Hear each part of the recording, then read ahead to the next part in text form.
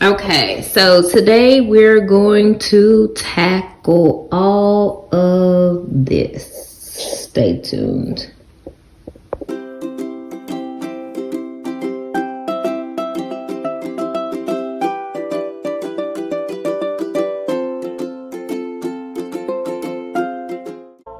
So I was in Five and Below when I noticed that they had these baskets that they were putting out, and I really do like the price. These are a very sturdy basket, and I had plans to redo my hall linen closet, so I figured why not? This room to room collection can be found either in store or online. So if you don't have these at your store, be sure to check these out online.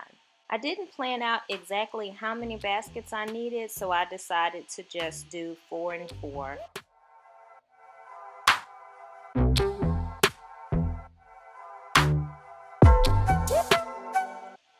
The first step is to, of course, clean out your closet. In order to accomplish this, I made sure that I placed some laundry baskets in the hall for all of the blankets and towels, etc., that I'm taking out of the closet.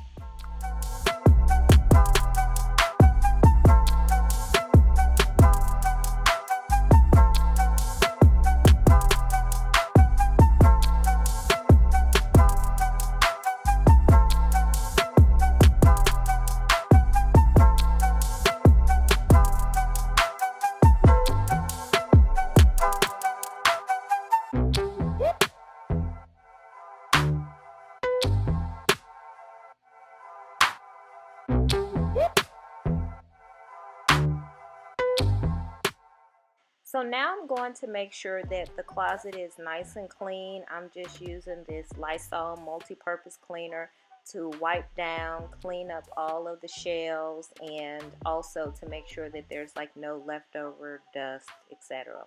So I'm also going to clean up this overspray of paint, and I'm doing this with a Brillo pad. If you ever get paint on hardwood floors, if your floors have already been glossed, Brillo pad does wonders.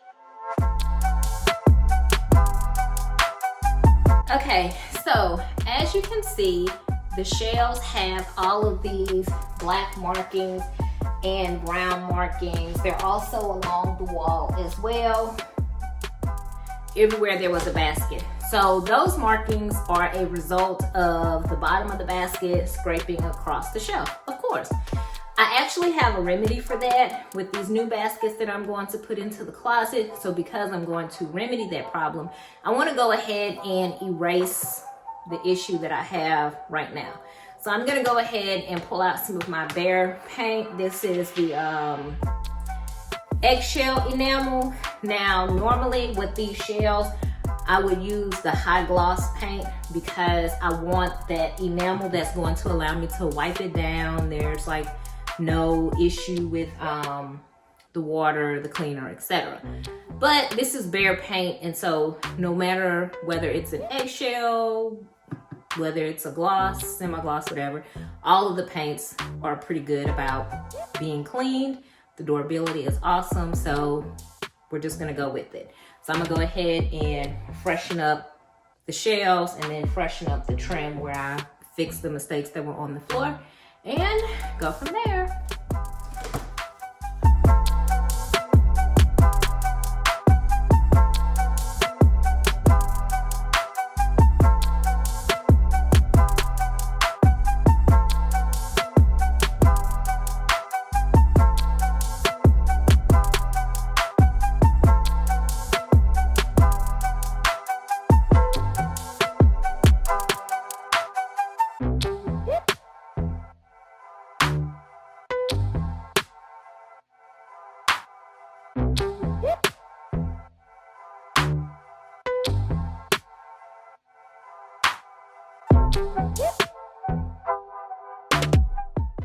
Okay, so here's my fix for the scratching on the shelves. I'm just going to grab this felt, regular piece of felt, 25 cents. I'm going to cut it to fit the bottom of the baskets.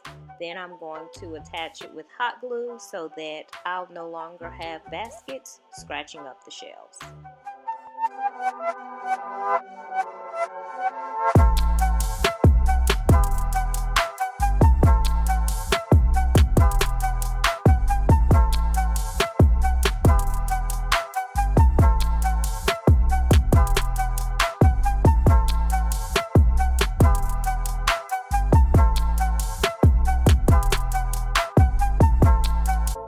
So now I'm getting into organizing my supplies. Here I'm starting off with the soap, and I'm just going to place all of the bars of soap into one basket, trying to see how they'll fit best.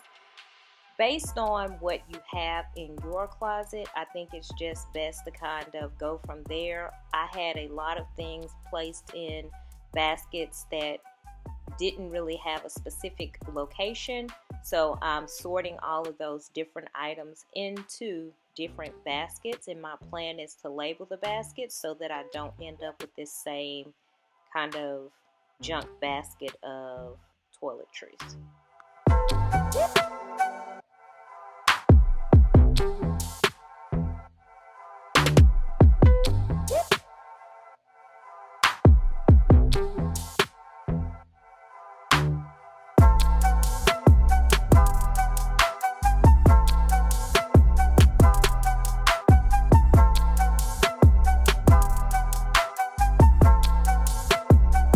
Okay guys, so in this clip, I'm kind of sharing why and how I organized everything the way that I did. And to be honest, it's just not really important. Um, you're probably going to organize your closet in a totally different way. And after I actually completed this, I realized that this setup really didn't work for me. Why? Because I have washcloths and towels on that second shelf, which is too high up for my youngest child. So I actually came back and redid the setup of the closet. So one of the things I will point out is that those two buckets at the bottom, the top bucket has pillows and then the bottom bucket has blankets. So whenever company comes, they always get fresh blanket, fresh pillows whenever they spend the night. So that's something that I feel like you should probably add to your closet organization. And I also use dryer sheets to give it that fresh smell as well.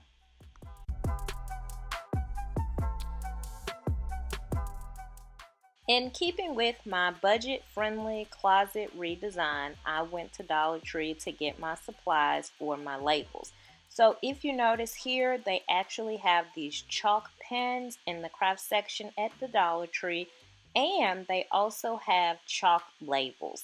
So I decided to go with the circular chalk labels, but as you can see, they do have some pretty cool designs if you wanted something different. So here are the selections that I made, and I'm just going to just quickly show you how nice these supplies are. One of the things that I really did like about this chalk writer from the Dollar Tree is the fact that it is a very smooth writing chalk pen, and these chalk tags are very sturdy. I thought they would be kind of thin, like almost like a piece of cardstock, but it is a little bit thicker than the cardstock that you would find.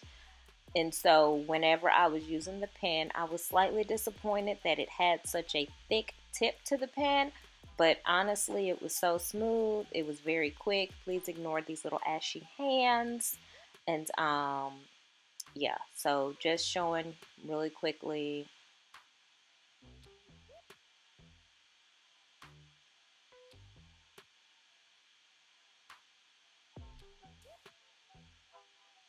Yeah, see how thick that tip is? But again, very smooth writing, very quick, very easy.